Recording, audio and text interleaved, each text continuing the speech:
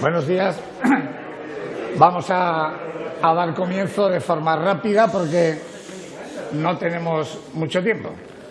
En primer lugar, mi papel simplemente es darles la bienvenida a la consejera, miembros de la mesa, amigos, amigas, darles la bienvenida a las Cortes de Aragón, al Palacio de la Aljafería, a la Casa de todos los aragoneses y a la Casa de la Palabra, y nunca mejor dicho, en esta mañana. Iniciamos hoy una nueva experiencia de acuerdo con el Seminario por la Paz para hacer algunos diseños aprovechando personalidades y gente interesante que pueda venir al propio seminario que pasar antes por aquí para, junto con diputados y otros acompañantes, pudiéramos intercambiar opiniones. En este caso, desde luego, además tenemos el honor de iniciar este ciclo con alguien tan importante como es José Vicente Casanova. Lleva toda la vida en Estados Unidos, experto en religiones, profesor de varias universidades, pero en estos momentos, desde luego, nos puede dar una nueva visión sobre el tema de Ucrania, que creo que es más que interesante. Yo, por mi parte, le doy la palabra ya a Carmen Magallón, que es la que iniciará el tema, para aprovechar fundamentalmente el tiempo escuchando y pudiendo dialogar con José Vicente. Muchísimas gracias por venir y esperamos, desde luego, el primer día es un éxito y espero que lo sigamos haciendo en los sucesivos momentos. Muchas gracias y Carmen, tienes la palabra. Bueno, gracias, presidente de las Cortes, Javier. Y también quiero saludar a la consejera de Derechos Sociales y Ciudadanía, miembros de la mesa de las Cortes, consejo de la Fundación SIP, subdirector del Centro Pinatelli, a todos los amigos y amigas, por supuesto al ponente que hoy nos acompaña. Voy a presentarlo. Bueno, también quiero decir que estamos en el 40 aniversario del Estatuto y recordar que el artículo 30 dice que Aragón, la Comunidad de Aragón, promoverá la cultura de paz. Por tanto, estamos encajados en el lugar y el momento. Bien, pues la verdad es que es un placer presentar e iniciar este programa, como bien ha dicho el presidente, a José Vicente Casanova. Voy a decir algunas cosas de él, no puedo presentar con un currículum. Es profesor emérito de Sociología de la Religión y de Teología en la Georgetown University y Senior Fellow en el Berkeley Center for Religion, Peace and World Affairs en Washington, D.C. Bueno, de 1987 a 2008 fue profesor de Sociología en la New School for Social Research de Nueva York. Recibió el Premio de Teología Salzburger Hochschule Bogen en 2012. Es el premio más importante en teología del mundo de habla alemana, como reconocimiento a sus contribuciones a lo largo de su carrera. Realmente su tema, como hemos dicho, es la sociología de la religión y su tesis más original pues, se ha centrado en la secularización en la modernidad. Ayer nos explicaba en el Centro Pinatelli y fue realmente un descubrimiento pues, cómo esa idea de que la modernidad lleva a la secularización, pues hay que ponerla en cuestión. Su obra Religiones públicas en el mundo moderno pues, se ha convertido ya en un clásico.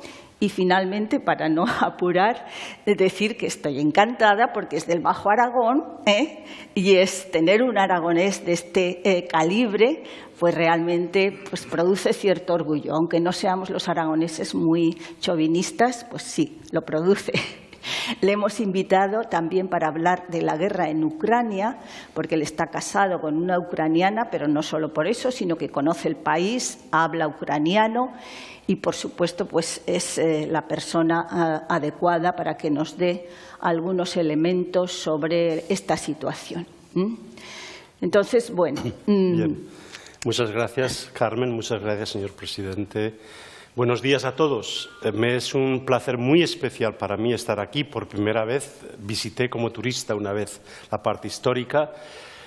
Yo la experiencia de la autonomía de la Comunidad de Aragón la hay desde fuera, ¿no? En los periódicos de los Estados Unidos, y un poco primera vez vivirla es algo especial, muy especial para mí. Y el entrar aquí y ver esta bandera con mi nombre allí, lo primero que he hecho es enviarle la fotografía a mi mujer y a mi hijo para que vean qué estamos haciendo ahora por la mañana. Bien, casi me gustaría más que hubiera preguntas que en que yo tener una charla, pero 2 o 3 puntos.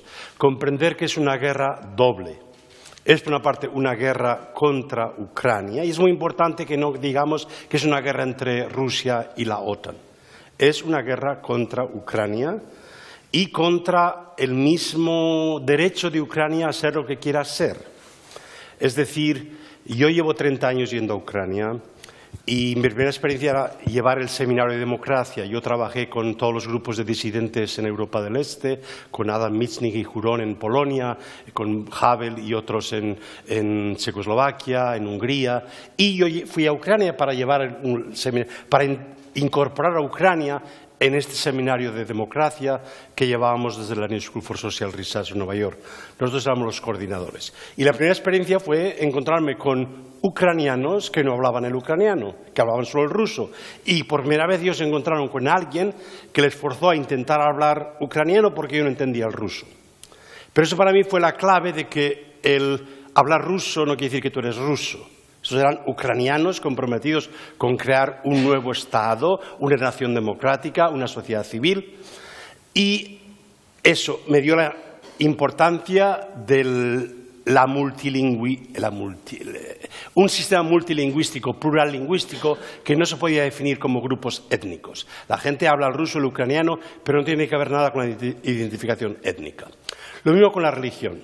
Inmediatamente me di cuenta que había 4 iglesias, todas ellas diciendo somos la Iglesia Nacional de Ucrania, 3 ortodoxas, una greco-católica. Por lo tanto, cuando hay 4 iglesias, ninguna de ellas es la Iglesia, son simplemente grupos religiosos y todos los demás también son grupos religiosos iguales. Hay cientos de grupos de protestantes y católicos romanos y judíos y musulmanes, y todos trabajan también juntos, sin que nadie de ellos sea superior al otro. De hecho, el concilio, lo que llaman el consejo de Ucrania de iglesias y comunidades religiosas tiene 15 miembros, pero se pasan la presidencia cada 6 meses, uno de esos miembros igualmente.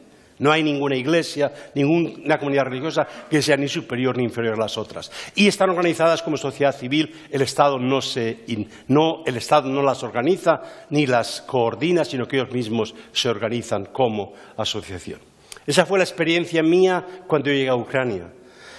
Y hay que comprender que Ucrania llevó a una divergencia muy grande. Ucrania, Rusia y Bielorrusia son 3 sociedades muy parecidas, eran soviéticas, y al principio comenzaron las 3 en la misma línea. Yeltsin, al principio los primeros presidentes de Belarus, hacia Europa, hacia la democratización. La primera fase de Yeltsin, la primera fase de Kravchuk, ha muerto precisamente esta mañana. El primer presidente de Ucrania murió esta mañana, pero él fue el presidente que dejó que hubiera elecciones para un segundo presidente, y hasta ahora Ucrania ha tenido cada 5 años elección de presidente. El único país de los 3 que ha tenido eso, ¿no? Y también cuando Kuchma, en su segunda presidentura, quiso hacer lo que hizo Lukashenko. Lukashenko fue elegido de presidente de Belarus en 1994, el mismo año que Kuchma. Kuchma fue reelegido en el 99, y entonces quiso hacer lo que hizo Lukashenko, establecerse como presidente para siempre, que es lo que ha hecho Putin. Y por primera vez la sociedad ucraniana se levantó. La primera movilización de la sociedad civil ucraniana fue contra Kuchma en el 99. No es tan conocida como la siguiente, que fue la de la Revolución Naranja, cuando de nuevo hubo un presidente que quería saltarse las reglas democráticas electorales, Yanukovych, que fue puesto por Kuchma, y subió entonces otro presidente, y luego llegó la tercera movilización de la sociedad civil, que fue la de el Maidán. El Maidán, que fue una respuesta precisamente al intento de Yanukovych de renegar el acuerdo que había de integrar a Ucrania en Europa. Los ucranianos, la mayoría, no querían ser parte de la OTAN y no había razón ninguna. Eso era un cuento. La OTAN nunca estaba dispuesta a incorporar a Ucrania y los ucranianos lo sabían. En 2014, cuando comenzó la guerra para los ucranianos comenzó en 2014. O sea, fue la anexión de Crimea y la guerra del Donbass lleva de 2014 hasta hoy. Cuando esa guerra comenzó, la OTAN ni aparecía en el horizonte de esa guerra. Era una guerra puramente entre Rusia y Ucrania para recobrar lo que ellos creían que era Novorossia. Novorossia era la parte que había sido colonizada por los rusos en el siglo XIX, el Imperio ruso, y que todos los colonos que quedaron ahí, los llamados rusos hoy en Ucrania, son los hijos de los colonos del siglo XIX que van desde Kharkiv hasta Odessa. Esa es la zona que fue rusificada, una zona ucraniana, pero fue rusificada en el siglo XIX por una colonización imperial. Entonces, el problema es que Rusia todavía no ha aceptado, los rusos, no solo Putin, Rusia y los rusos no han aceptado la idea de que Ucrania tiene derecho a ser Ucrania. Ustedes pueden existir si quieren ser rusos. Sin Rusia ustedes no pueden existir. Lo ha dicho Putin muchas veces. Ucrania ni siquiera existe. Fue una invención de la Unión Soviética. No existía antes.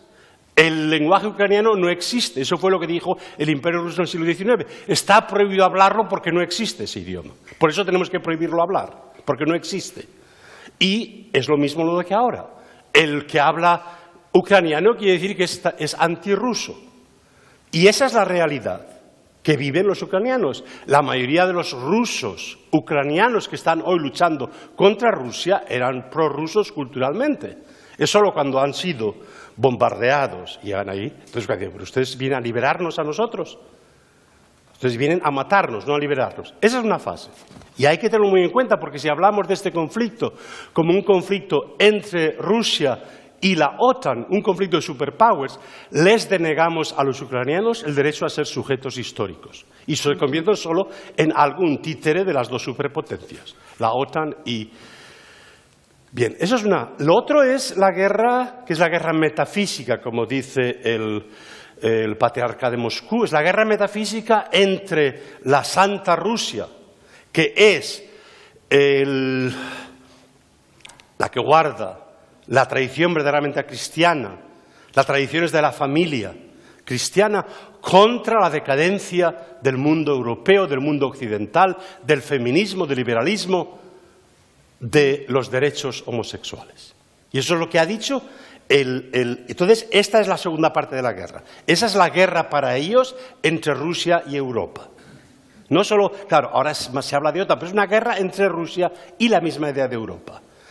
Al principio, de nuevo, Rusia tuvo la oportunidad, como Ucrania y como Belarus, de unirse a Europa. Y esa era la idea al principio. Incluso la primera presidentura de Putin. Cuando Putin hizo su primer discurso en el Parlamento alemán, la idea era cómo integrar a Rusia en Europa. Y esa era la idea. Por lo que sea, la idea de que no nos han dejado ser europeos me parece muy difícil de aceptar. Ellos fueron los que dijeron no queremos ser europeos porque no queremos ser una nación más de Europa. Como comprenderán, yo estoy aquí tomando una posición ucraniana porque es la voz que nunca se oye. Se oye siempre las voces, o las voces rusas o las voces europeas, pero la voz ucraniana nunca se oye. Por eso estoy presentando esta voz aquí. A nivel de religión, digamos, el problema es que, de nuevo, al principio Rusia tenía un Estado secular que también protegía la libertad religiosa de todos, y no había una iglesia rusa ortodoxa que estaba aliada con el Estado. Al ser un imperio, y ha sido un imperio, todos los imperios son multirreligiosos. Y entonces la cuestión es que ahí la religión se define como algo étnico. Entonces todos los eslavos, todos los ciudadanos de la Federación Rusa que son eslavos, étnicamente eslavos, son y tienen que ser y solo pueden ser miembros de la Iglesia Ortodoxa rusa. Es lo que ha roto Ucrania. Ucrania ha roto también la idea de que ser ucraniano étnicamente hay que ser miembro de la Iglesia Ortodoxa ucraniana, porque los ucranianos se dividen en 4 iglesias distintas, de rito oriental, más cientos de grupos protestantes, etc. Y eso es parte de la definición de la democracia, de la individualidad, de formar sus propias comunidades religiosas como grupos voluntarios. En Rusia, sin embargo, se ha vuelto a reconfesionalizar, a crear una iglesia ortodoxa, oficial, única y controlada por el Estado. ¿Y qué fuerza? No es que la gente sea más religiosa que eran antes, porque la gente no va a misa. En Ucrania son muy religiosos, es una sociedad mucho más religiosa, siempre fue. Ucrania es importante para la Iglesia Ortodoxa rusa porque la mitad, Ucrania siendo mucho más pequeña, tiene más parroquias de la Iglesia Ortodoxa rusa que toda la Federación Rusa. Y siempre ha sido el semillero de vocaciones religiosas. La mitad de los curas de toda la ortodoxia siempre venían de Ucrania. Era la parte tradicional religiosa pero en el siglo XIX Ucrania ya era también el sitio de las comunidades baptistas más grandes de toda Europa. En la Unión Soviética eran precisamente los baptistas ucranianos que estaban todos en el Gulag. De alguna manera lo que explica la transición democrática en Ucrania y su tolerancia del pluralismo es el hecho de que todos ellos, los greco-católicos, los ortodoxos, los judíos, los baptistas, todos ellos estuvieron prisioneros de conciencia en el Gulag. Y ahí se conocieron como prisioneros de conciencia y cuando salieron formaron una nueva nación en la que se reconocían como iguales todos. Y esa es la diferencia fundamental. Como dijo Putin, la caída de la Unión Soviética es la catástrofe más grande del siglo XX, ¿no? Aunque fue una caída que sin disparar un solo tiro, sin ninguna violencia, en base precisamente a los principios de Helsinki, que no se podían cambiar las fronteras del país de ningún territorio a la fuerza militarmente, y ese era un concepto que se había aceptado en Helsinki y que iba a ser el concepto de la nueva Europa. Por primera vez, Rusia ha dicho yo no acepto ese principio, yo tengo derecho a cruzar las fronteras y cambiarlas militarmente, que era el modelo que nos llevó a las guerras continuas en Europa durante 300 años. Desde el comienzo del siglo XVII hasta precisamente la Segunda Guerra Mundial, esa fue la forma en que los europeos estuvieron continuamente en guerras unos con otros. Piensen ustedes, Francia y Alemania estuvieron en guerra desde 1870 a 1945, guerra continua. La guerra de 1870, la de 1914, 1945, o en guerra o preparándose para la guerra. Creíamos que habíamos superado esa historia. Y ahora llega el señor Putin y dice, no, yo quiero ser parte de Europa, pero precisamente reintroduciendo de nuevo el balance de poderes, que es lo que yo quiero. Porque si yo puedo balancear los poderes en Europa, quiere decir que soy el poder más fuerte de Europa, que es lo que hizo la Prusia antes o los otros poderes en Europa. Entonces, la cuestión es si vamos a permitir internacionalmente que un miembro del Consejo de Seguridad de las Naciones Unidas no solo que comience una guerra sin razón ninguna y que intente cambiar las fronteras a la fuerza, reocupar Novorossiya, que era el plan de 2014, que no tuvo éxito, solo tuvo éxito en Luhansk y en Donetsk. Hubo levantamientos en Kharkiv, hubo levantamientos en Odessa preparados por rusos que habían preparado ese levantamiento, pero fracasaron. Solo tuvieron éxito en Luhansk y en Donetsk, en parte de eso. Y ahora lo que quieren es lo que quisieron hacer en 2014 y nunca mencionaron a la OTAN en 2014. El proyecto era Novorossiya, reocupar eso para Rusia. Entonces, eso hay que tenerlo en cuenta, porque estamos hablando siempre de la OTAN y de lo que hizo la OTAN, y eso hay que explicarlo. ¿Que es un factor importante? Sí, pero veamos también la historia de Ucrania como historia. Y hasta mientras los rusos no reconozcan que los ucranianos tienen derecho a su lengua, a su nombre, a su religión, porque el patriarcado de Moscú dice que esto es territorio canónico nuestro. Y aquí en ese territorio no puede haber otra iglesia cristiana. Puede haber judíos, puede haber musulmanes, pero ninguna otra iglesia cristiana, solo la iglesia ortodoxa rusa. Por lo tanto, los esquismáticos ortodoxos, los greco-católicos, los protestantes herejes, hay que eliminarlos. Y esos son los nombres que usan ellos. Esquismáticos, herejes, hay que eliminarlos como hicieron en 1945, cuando Stalin anexionó la parte occidental de Ucrania, que era parte de Polonia. Aniquilaron la iglesia greco-católica, aniquilaron la iglesia ortodoxa y metieron a los protestantes. Todos ellos acabaron en el Gulag. Si te parece, sí, realmente el profesor podría hablarnos si hay alguna pregunta, porque pero creo quiero que la paz. Tenemos que hablar sobre la paz. Sobre la paz. Pero la cuestión es cómo se puede solucionar eso. Efectivamente, yo quería preguntar, porque aquí conocemos poco de los procesos de negociación. O sea, también es cierto que a veces son llevados en niveles que no son visibles. Entonces, pero hay cierta esperanza. ¿Qué grupos, qué actores pueden ser realmente influyentes para parar esta guerra? Que por otra parte vemos que Putin tampoco está, digamos, utilizando toda la fuerza que podría, ¿no? y hasta qué punto la amenaza nuclear también está ahí y puede ser hecha realidad. Pero sobre todo centrémonos en las negociaciones de paz. Si puedes decirnos algo. He hablado de la guerra entre Francia y Alemania, 70 y tantos años en guerra. ¿Cómo llegó la paz? Católicos franceses, en medio de la guerra, en la resistencia, dijeron: tenemos que ofrecernos para entrar en diálogo de paz con los católicos alemanes. Y eso es el comienzo de Pax Christi, pero el comienzo también de la Unión Europea. En la idea de la Unión Europea aparece cómo reconciliar a Francia y Alemania, pero fueron los católicos franceses, que estaban en minoría. De los seis firmantes del Tratado de Roma, todos eran cristianodemócratas. En los otros países había católicos y protestantes. El Partido Cristiano-Demócrata francés era muy pequeño, comparado con el Partido Golista, el socialista. De hecho, ni golistas ni socialistas querían la Unión Europea al principio. Era un proyecto cristiano-demócrata. Por eso tampoco ningún país protestante del norte fue miembro de la Unión Europea al principio. Lo veían como un proyecto de católico romano, Tratado de Roma, con mucha suspicacia. Esa historia la hemos perdido, pero tenemos que recuperarla. Lo mismo la reconciliación entre Polonia y Alemania, que llevaban en guerra cientos de años.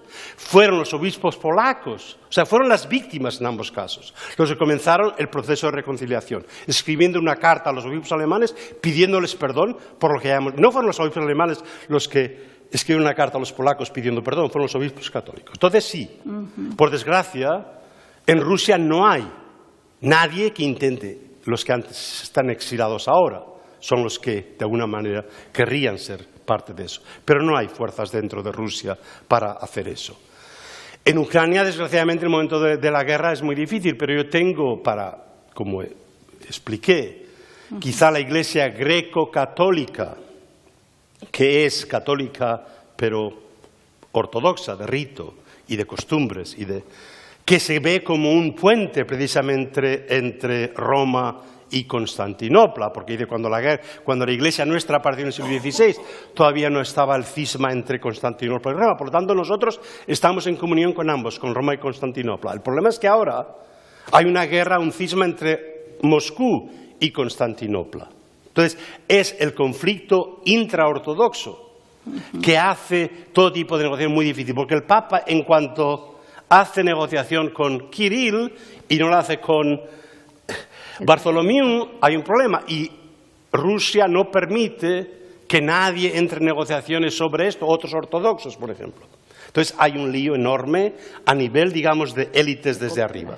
Hoy mismo he recibido un mensaje, llevamos 2 meses preparando una delegación multirreligiosa por la paz, organizada por Pax Christi y por un grupo polaco. Yo iba a acompañarles porque conozco el campo religioso en Ucrania muy bien y sé quién es quién. Y hoy me han escrito que el viaje quizá lo realicemos el 24 y el 25 de mayo para ir a Kiev. Lo patrocina ahora la Fundación Babin Yar. Como sabes, la Fundación Babin Yar es el memorial precisamente de la masacre más grande de judíos al lado de Kiev. Está muy cerca, como saben, cuando comenzó la guerra, una de las primeras bombas, como allí estaba una de las grandes torres de telecomunicación, quisieron bombardearla, pero muchas de las bombas cayeron precisamente en Babin Yar, mientras gente estaba visitando el memorial del Holocausto en Ucrania. Ucrania tiene una comunidad judía muy grande y eso es presidente judío porque hay judíos importantes en la política ucraniana. Y antes de que comenzara la guerra había 4 vuelos directos de Tel Aviv a Kiev, que indica el interés que hay gente viajando de un lado para otro. ¿Quiénes son? Todos los comercios, pero también grupos religiosos. La mayoría de los grupos ortodoxos judíos, sus antepasados, sus fundadores, vienen precisamente de Ucrania y van continuamente en peregrinaje a las tumbas de sus fundadores, de sus grupos. O sea que hay también los musulmanes. En este grupo va a haber musulmanes, judíos, el arzobispado el antiguo arzobispo de Canterbury, Rob Williams. Entonces hay que traer todas las comunidades religiosas en este momento. y en qué medida la comunidad internacional, ya vemos que Naciones Unidas está neutralizada por la capacidad del veto de Rusia, pero la comunidad internacional como sociedad civil, ¿tenemos algún papel que podemos...? Sí. El papel primero es informarse de la verdad, de la realidad, porque no hay paz sin justicia y no hay justicia sin verdad. Entonces, sabemos que en África del Sur la Comisión de Reconciliación, sí, pero cuando aceptas la verdad. Si has cometido crímenes, aceptas que los has cometido, podemos reconciliarnos y podemos vivir juntos, pero tienes que aceptar la verdad. Entonces, es un problema, o sea, no podemos simplificar, vamos a tener la paz. No, la paz no se produce así. O sea, si una pacificación ahora mismo, sin cambiar las condiciones de comunicaciones, sería simplemente esperar a la siguiente ocasión en que Rusia vea la oportunidad. Si Rusia no reconoce la verdad en el sentido de reconocimiento del otro, entonces, reconciliarse con alguien a quien no reconocemos el derecho a existir es muy difícil, ¿no? Por ambas partes es muy difícil. Entonces, es una cuestión pero hay que comenzar a nivel muy bajo, comunicaciones, ya hay comunicaciones. Y precisamente porque la Iglesia Ortodoxa rusa tiene una iglesia todavía muy fuerte en Ucrania, son los ortodoxos ucranianos que estaban hasta ahora bajo el Patriarcado de Moscú, que están en situación especial, sí, desde abajo está esa iniciativa. Pero desde arriba todavía no la existe. Quisieron ser mediadores humanitarios en Mariupol, pero Rusia no los aceptó, Kirill no los aceptó. O sea, hay intentos de ese tipo, pero muy pocos. No sé si desde el público, si quieren, allá, Cristina, sí, es profesora. Sí, hola, buenos días. Buenos días. La pregunta es, ¿usted cree conveniente una visita del Papa a Kiev? El Papa ha hablado de los ladridos de la OTAN en relación a como que se ha sentido atacada Rusia para hacer esto. Entonces, ¿usted cree conveniente una visita del Papa en Kiev?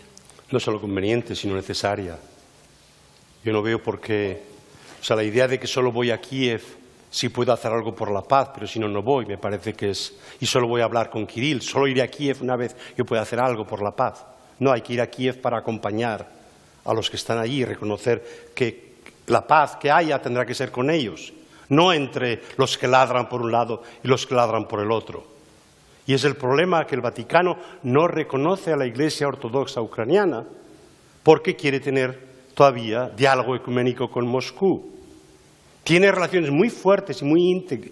Bartholomew y Francisco se llevan personalmente muy bien. Han escrito encíclicas conjuntamente sobre las cuestiones ecológicas. O sea que hay una relación muy cerca. Pero cuando se trata de esto de interdiálogo religioso, si Rusia es invitada a la mesa, la condición que pone es que no haya ni ucranianos ortodoxos ni grecocatólicos ucranianos.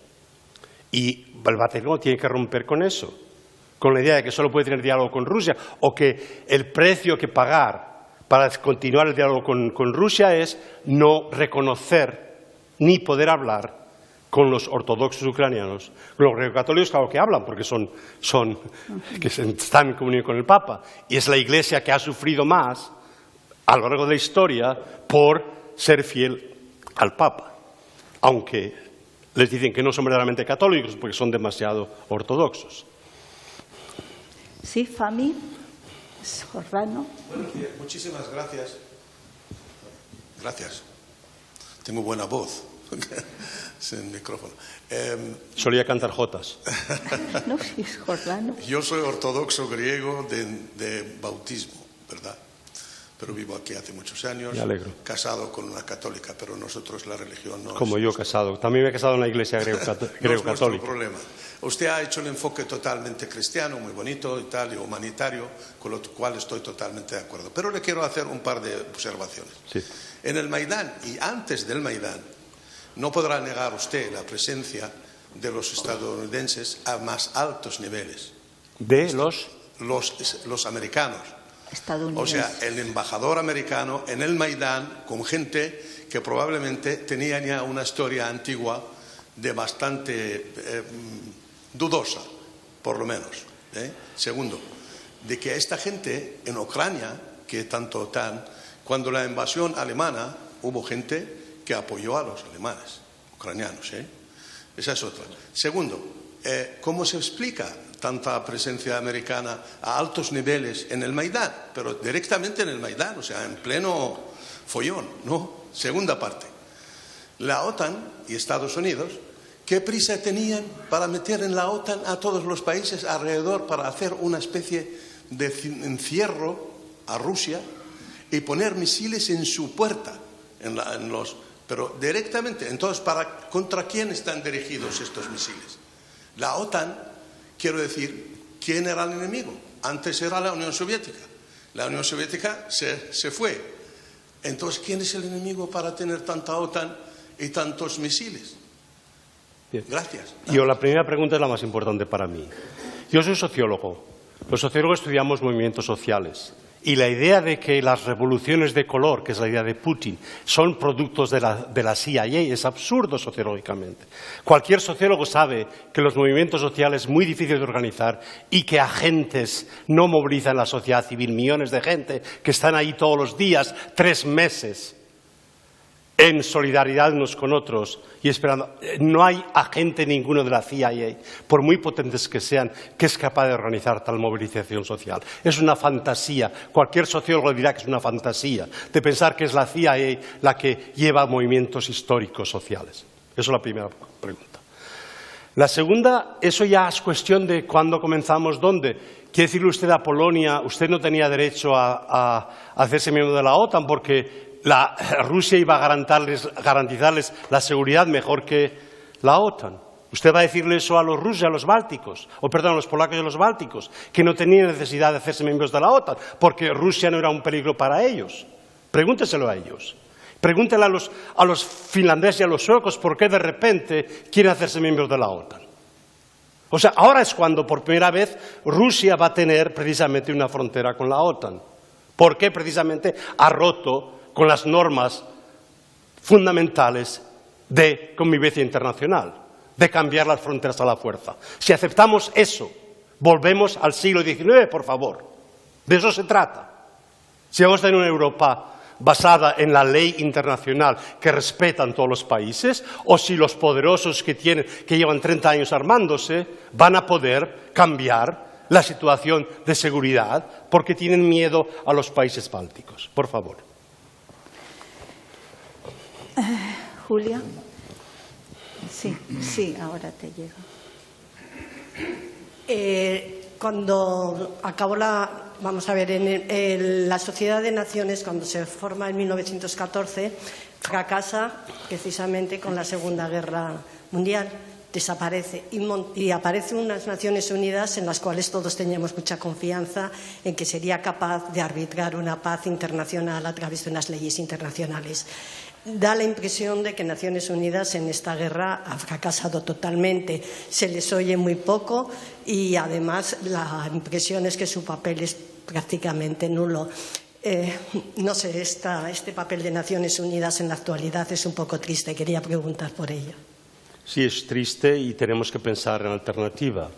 Alternativa porque no solo es en esta guerra, pero es cuando cualquiera de los superpowers, y aquí no quiero defender a Estados Unidos, las guerras iniciadas por Estados Unidos, las Naciones Unidas tampoco pudieron hacer nada. La guerra de Irak, en la primera o sea, que es que no, se trata de que las Naciones Unidas, tal como están organizadas, con el Consejo de Seguridad, que los grandes potencias tienen poder de veto, no pueden garantizar la paz nunca. Solo cuando ambas potencias están interesadas en lo que fuera. O sea, no han luchado entre ellos, pero los 50 años de la Guerra Fría entre ellos hubo guerras continuas a lo largo de África, a lo largo de Asia. O sea, que no ha sido una forma de seguridad. La gran esperanza mía era que este es un momento de despertarnos y de rehacer el sistema de seguridad europeo sin la OTAN, Europa, un sistema de seguridad europeo, y también de rehacer el sistema de las Naciones Unidas para crear un sistema internacional consensuado que la gente luego, cuando algo rompa esas normas, que haya consecuencias. Pero eso puede hacerse si reabrimos el proceso consensuado que no está impuesto por los que ganaron la Segunda Guerra Mundial. O O sea, tenemos que meter a China, tenemos que meter a la India, tenemos que meter a África del Sur, a Brasil, lo que se llaman los BRICS. O sea, hay que rehacer el sistema internacional mundial. Y esta era una oportunidad única. Pero, por desgracia, vamos yendo a una nueva polarización entre las llamadas el occidente democrático y el resto, que no vamos a ninguna parte si hacemos eso. Demos cuenta que la mitad de la población global no apoyó a Rusia, pero tampoco apoyó a Europa. O sea, hay muchísimos países de Asia y de África y Latinoamérica que prefieren ser neutrales porque se dan cuenta de que este no es nuestro conflicto. Y esta es la ocasión de repensar. Pero el problema es que el sistema internacional está basado en el principio de la seguridad nacional. Por lo tanto, este sistema no puede responder a ninguno de los retos globales que tenemos, ni al ecológico, ni al de salud pública, ni al de inmigración y refugiados, ni al de injusticia económica y social que está aumentando en todos los países, porque el sistema internacional basado en la seguridad nacional de naciones, nación-estado, no puede. Tenemos que crear instituciones globales de la sociedad civil global que sean las que precisamente se dirijan a responder o hacer algo por lo que son problemas globales, no problemas de seguridad nacional. Y una vez esos problemas globales se convierten, lo vimos con la COVID. ¿Cuál fue la respuesta en Europa de la COVID? Cada país cerró las fronteras. Esa fue la respuesta, volver al nacionalismo. Y no vamos a compartir nada, ¿no? En Italia, que sufran. Tiene más, luego llega, o sea, es que fue la respuesta de que se llama, digamos, reflexa, ¿no? Que en cuanto a una crisis global, la respuesta es siempre nacional. O sea, tenemos que repensar no el sistema internacional, sino transnacional. Crear estructuras transnacionales que no están bajo la organización del concepto, que es fundamental. La nación-estado está basada en el concepto de seguridad nacional. Y, por lo tanto, el sistema internacional no puede simplemente responder a esos retos. Y eso es lo que está diciendo el Papa Francisco, no sé desde cuándo, ¿no? Bueno, nos han puesto... bien, vamos a tomar alguna pregunta más, pero en las Cortes nos han puesto un punto de cierre. Sí, por favor, ¿no? Unos minutos. Sí, buenos días. Le felicito por su conferencia.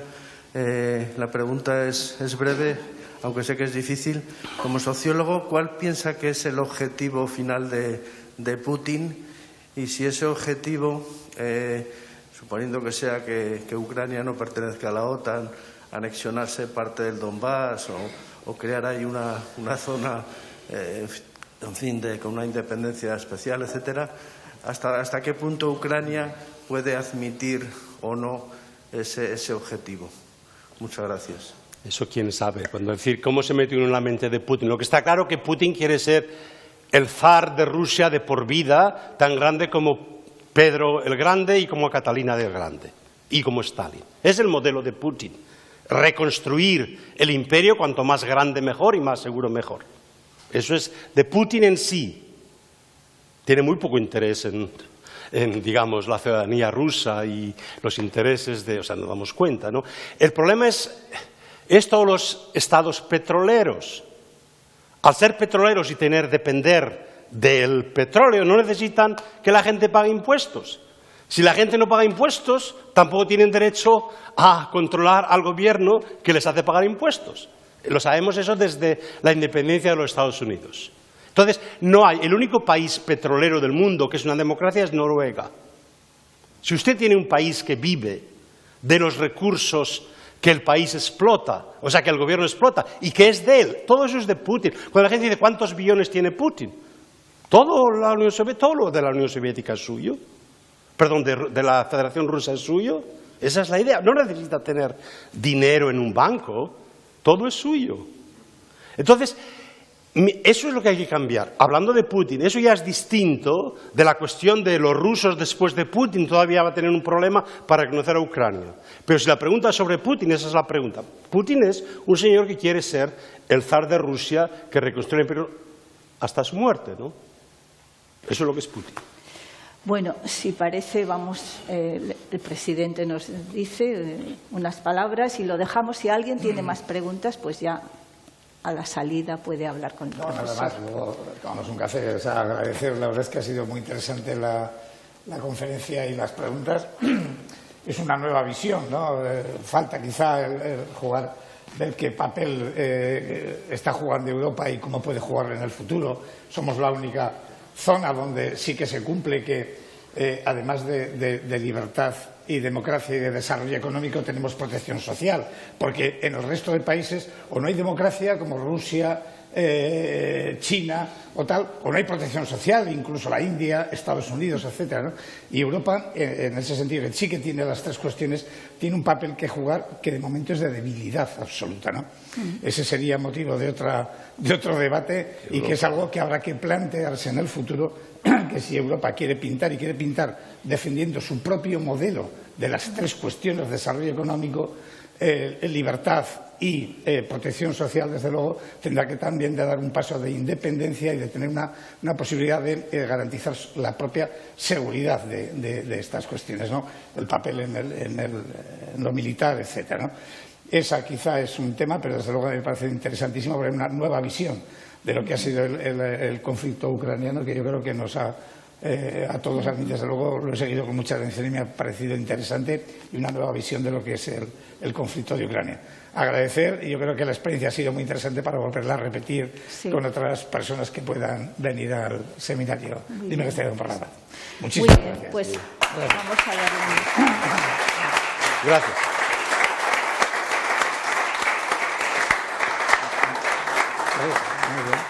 Perdone si me acaloro. En los Estados Unidos, pero este señor que tiene sangre caliente. Aragón. Yo también siempre.